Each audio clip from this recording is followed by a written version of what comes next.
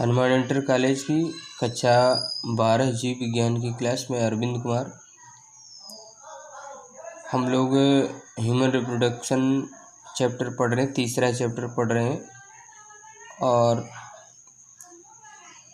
तीसरे चैप्टर में हम लोगों ने ये पढ़ चुके हैं कि ह्यूमन रिप्रोडक्शन में क्या क्या होता है। जैसे कि मनुष्य में सेक्सुअल रिप्रोडक्शन होता है, यूनिसेक्सुअल होते हैं, मेल और फीमेल अलग अलग होते हैं, डायमॉर्फिज्म पाया जाता है, मेल और फीमेल रिप्रोडक्टिव ऑर्गन्स का अलग अलग स्टडी करेंगे।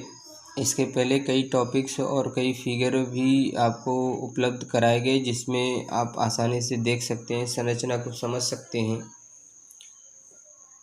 तो आज स्टार्ट करते हैं मेल रिप्रोडक्टिव ऑर्गन्स। मेल या मनुष्य का नर जनन तंत्र। तो मनुष्य के नर जनन तंत्र में कुछ मुख्य जननांग तथा उसके साथ साथ कुछ सहायक जननांग होते हैं। मेल रिप्रोडक्टिव ऑर्गन्स में इनको दो पार्ट में बांट सकते हैं। एक तो जोड़ीदार सहायक जननांग और दूसरा है गैर जोड़ीदार सहायक जननांग। तो जोड़ीदार सहायक जननांग में हम लोग देखते हैं कि कौन कौन से अंग होते हैं। जैसे पहला है नर जनन वाहिनियाँ, एपिडिडाइमिस हो गया, सेमिनल वेसिकल या हिंदी में उसको कहते हैं शुक्राशय हो गया, स्खलन नलिकाएं हो गई, बल्बोयूरिथ्रल या काउपर्स ग्लैंड हो गई। गैर जोड़ीदार सहायक जननांग में देखते हैं कि वृषण कोश है, प्रोस्टेट ग्रंथि है, मूत्रमार्ग है, सिसन है।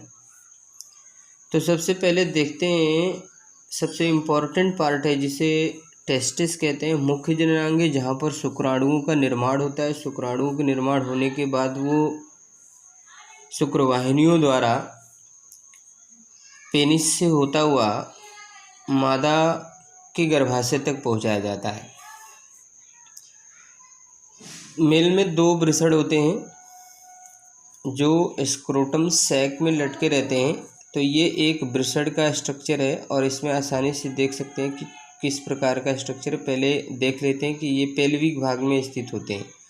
ये उदर गुहा से नीचे एक ढीली ढाली थैलीनुमा संरचना में लटके रहते हैं। दो अंडकोश होते हैं, अंडकोश भी इन्हें कहते हैं, या टेस्टिस कह सकते हैं या वृषण कोश भी कह सकते हैं। तो स्ट्रक्चर आप देखें, स्ट्रक्चर ऑफ टेस्टिस में मनुष्य में 4 सेंटीमीटर लंबे, 2.5 सेंटीमीटर चौड़े, 3 सेंटीमीटर मोटा तथा 15 से 20 ग्राम भार का गुलाबी रंग के एक जोड़ी वृषण होते हैं। एक जोड़ी वृषण होते हैं। अब उसके बाद देखते हैं प्रत्येक वृषण की संरचना क्या होती है, उसका इंटरनल स्ट्रक्चर देखते हैं। इंटरनल स्ट्रक्चर में हम लोग देखते हैं, ये इंटरनल स्ट्रक्चर है। तो इंटरनल स्ट्रक्चर में देखते हैं कि प्रत्येक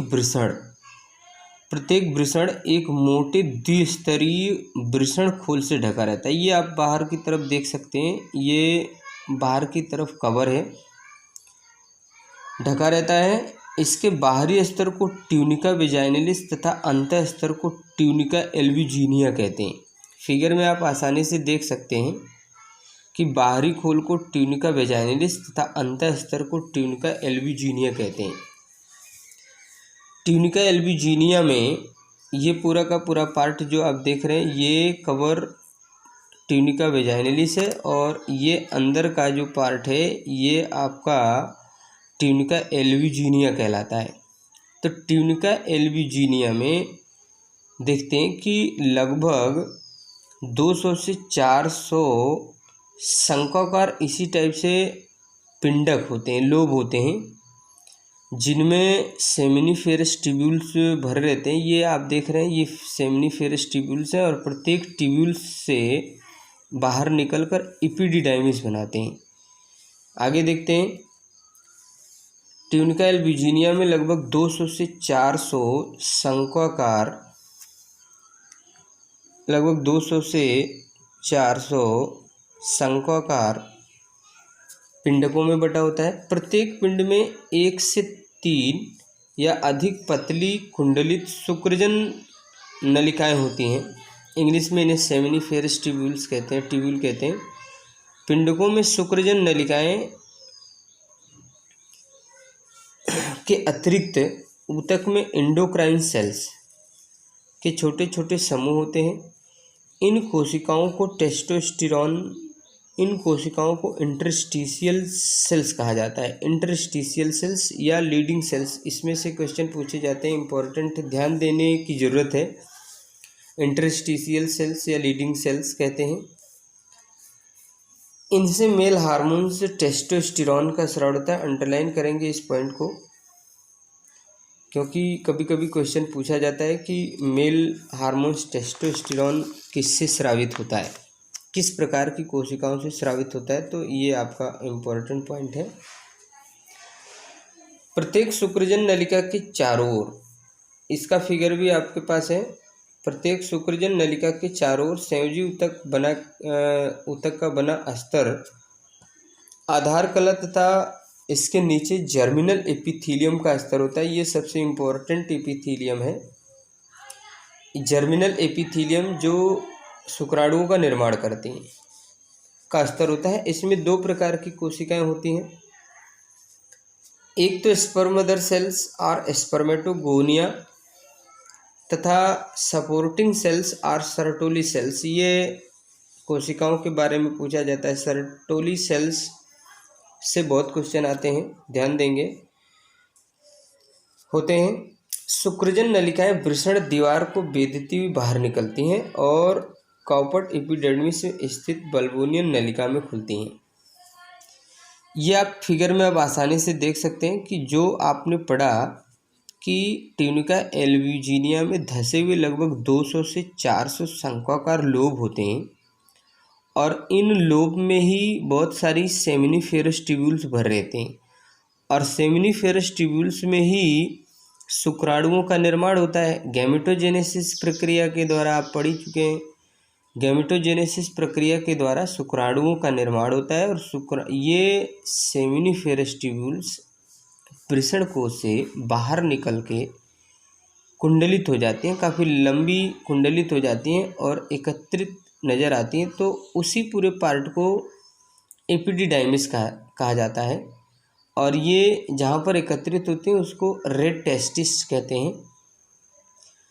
एपिडिडाइमिस एक लंबी नलिका है जो आगे सारी की सारी सेमिनिफेरस ट्यूब्यूल्स से शुक्राणु इसमें छोड़े जाते हैं और ये नलिका द्वारा होता हुआ आगे जाता है और जाके फिर खुलता है आपका सेमिनल वेसिकल में, जहाँ पर कुछ समय तक के लिए शुक्राणु स्थित रहते हैं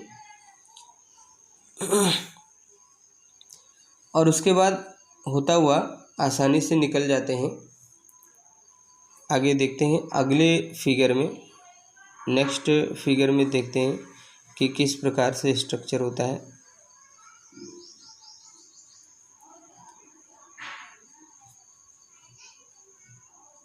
स्ट्रक्चर ऑफ एपिडिडाइमिस, ये जो पूरा का पूरा है यहाँ पर काफ़ी लंबी नलिका है, इसमें लिखा हुआ है स्ट्रक्चर देखिए। एपिडिडाइमिस नलिका 6 मीटर लंबी अत्यधिक कुंडलित। एपिडिडाइमिस के 3 भाग होते हैं, एक कॉपर्ट एपिडिडाइमिस, यह आगे की ओर फूला हुआ भाग है, एक कार्डा एपिडिडाइमिस, यह पीछे की ओर फूला हुआ भाग होता है, और कार्पस एपिडिडाइमिस, यह पिछले दोनों भागों के मध्य का होता है। तो ये यहाँ से लेके यहाँ तक स्ट्रक्चर जो है ये आपको प्रदर्शित करते हैं। एपिडिडाइमिस बहुत इम्पोर्टेंट नलिका है, यही आगे चलकर वास डिफरेंस बनता है। तो अगला इसके आगे देखेंगे अगले वीडियो में।